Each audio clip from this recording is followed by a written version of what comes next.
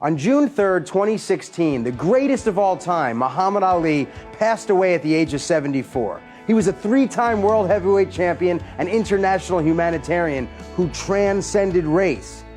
If you want to be a terrified white person about it. I'm saying you talking about me about some draft, and all of you white boys are breaking your neck to get to Switzerland and Canada and London. I'm not going to help nobody get something my Negroes don't have. If I'm going to die, I'll die now, right here fighting you. If I'm going to die, you my enemy. My enemy is the white people, not Viet Congs or Chinese or Japanese. Yeah, Muhammad Ali was a proud, revolutionary black Muslim in America who in 1967 defied the draft in protest of the Vietnam War, which got him arrested and then kicked out of boxing for 3 years in his prime. He called for $25 billion of reparations to build homes for black people in the South, and it was declassified in 2013 that the NSA frickin' wiretapped his conversations. Not cool, NSA. You my opposer when I want freedom. You my opposer when I want justice. You my opposer when I want equality. You won't even stand up for me in America for my religious beliefs, and you want me to go somewhere and fight, but you won't even stand up for me here at home. Whoa.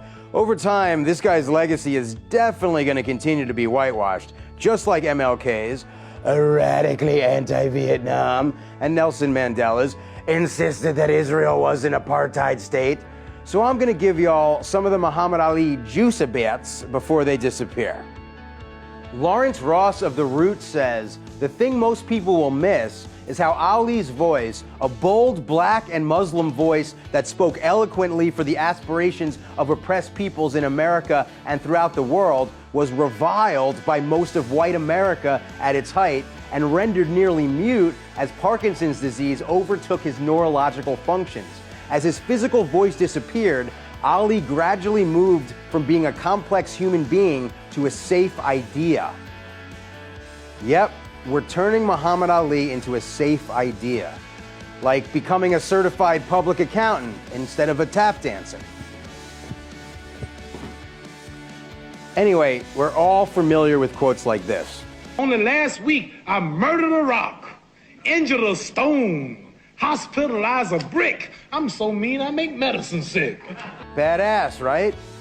But aren't lesser-known quotes like this one even more badass? I will not go 10,000 miles from here to help murder and kill another poor people simply to continue the domination of white slave masters over the darker people of the earth. Right? Plus, in 1990, despite the public attacks of George H.W. Bush, Muhammad Ali went to Iraq after Saddam Hussein invaded Kuwait because he wanted to secure the release of 15 hostages that Saddam captured and planned on using as human shields. Human shields. By far the most insensitive type of shields. The Bush White House disapproved of Ali's trip, fearing Saddam would use it as a propaganda tool. The images of Ali and the dictator led to a more cynical reaction from some in the media. They questioned Ali's motives, implying he'd taken the meeting to boost his own profile. The accusation did not ring true. He wanted to get everybody that was left there, Americans, released. And he did it. He brought all of the hostages home. He saved the lives of those people just 6 weeks before Operation Desert Storm began.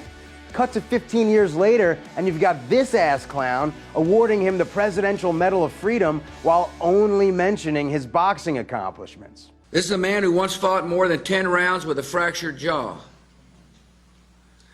And he fought to complete exhaustion and victory in that legendary clash of greats in Manila. The real mystery, I guess, is how he stayed so pretty.